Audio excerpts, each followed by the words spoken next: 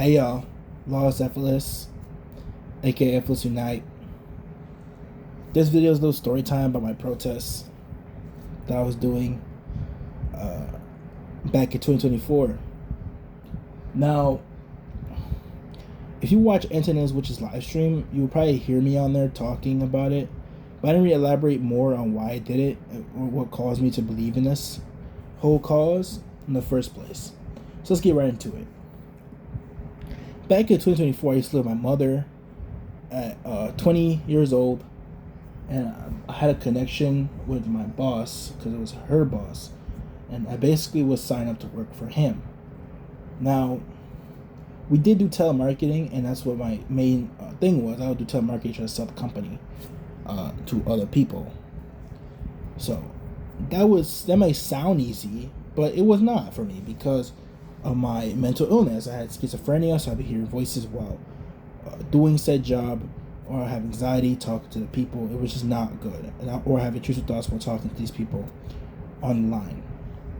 So I got fed up because the way I see it, I was like, this lifestyle's not for me. I moved out of my mom's place for the first time, and this is what happens. Like, this is how it goes down. So I just got tired. I was like, screw this. I'm gonna try to just not be here because I've been having schizophrenia since 15 years old, and I got sick and tired of it. I was like, this is not for me.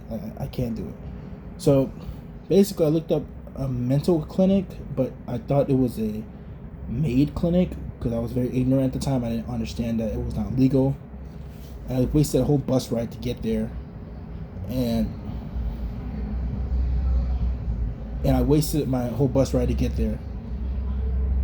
And I went there.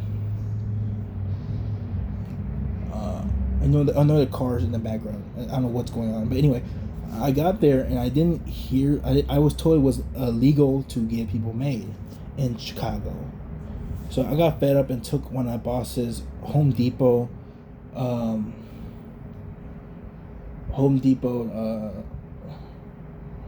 cardboard boxes and wrote legalized made on there, and and I took it to the streets. I took a bus ride to the train station, and I basically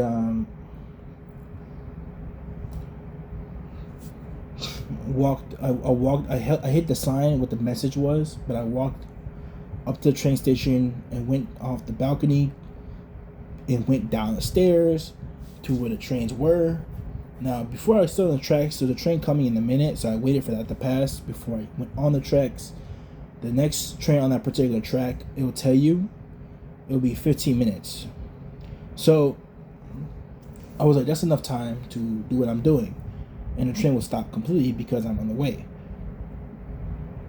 So I went on the tracks holding a sign. Legalized made. I walked around, people were a little confused at first what I was doing. But I was protesting, and people were understood that later on. This one guy got mad at me and said, "You bogus as HE double hockey stick," and I told him, "I don't give a flip." I didn't say it exactly, but YouTube TOS. So I just told him I don't care. He threatened to attack me. I just ignored him. 5 minutes later, I kept walking around with the sign. 2 CTA workers show up and ask me, why am I doing this? I tell them, this is for the disenfranchised youth. This is for the people who are suffering. And that's what I said. And they would say, why would you want that? And that's what's funny about people who virtue signal online about depression and people who are want to unalive themselves, because they don't understand that people, like, why would they ask that question? Oh, why would a person want to unalive themselves peacefully and with dignity? That's just a very odd question to me to ask, because it's like, why would they ask that question? It has a very obvious answer. So that's what I just told them, the same thing, and they threatened to call the cops. And I told them I want to get off the tracks till the cops are here, and they basically called the cops, and the cops came. Now, mind you, I kept my word. I got off the tracks when the cops showed up. The cops took me out the train station and asked me a few questions. Now, mind you, I specified to these police officers, this is not an unaliving attempt. This is not an attempt to unalive myself. I was just protesting for that right. This is not an attempt to do that right away. So I specified that to them. They put me in the back of the cop car, took my sign, didn't give it back, and they took me to the hospital. And at the time, I didn't know what was going on. I thought I was going home. But they took me to the hospital, and I was admitted into the psych ward a day later.